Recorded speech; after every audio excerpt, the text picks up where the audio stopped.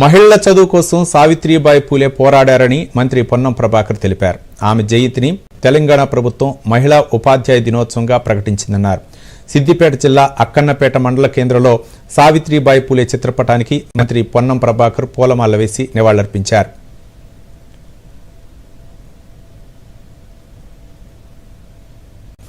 ఈ సందర్భంగా మంత్రి పొన్నం ప్రభాకర్ మాట్లాడుతూ సావిత్రిబాయి పూలేనే ఆదర్శంగా తీసుకుని మహిళలు అన్ని రంగాల్లో అభివృద్ధి చెందాలని ఆకాంక్షించారు. తెలంగాణ ప్రభుత్వం మహిళలకు అన్ని రంగాల్లో ప్రాధాన్యం ఇస్తుందన్నారు.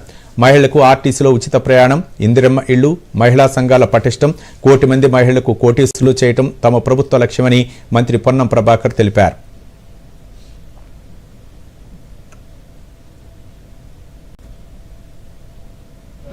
మహిళలు కూడా చదువుకోవాలని నినదించి ఈరోజు సమాజంలో మేము సగం అనేటువంటి పరిస్థితికి ఎదగడానికి కారకులైనటువంటి సావిత్రిబాయి పూలే జయంతి సందర్భంగా వారికి ఘనంగా నివాళులర్పిస్తా ఉన్నాం.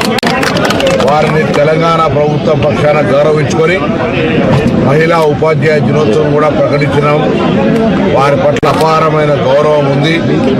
ఈరోజు తెలంగాణ ప్రభుత్వం తరఫున మహిళా ఉపాధ్యాయ దినోత్సవంతో పాటుగా రాష్ట్రం మొత్తం అధికారికంగా వారిని గౌరవించే విధంగా కార్యక్రమం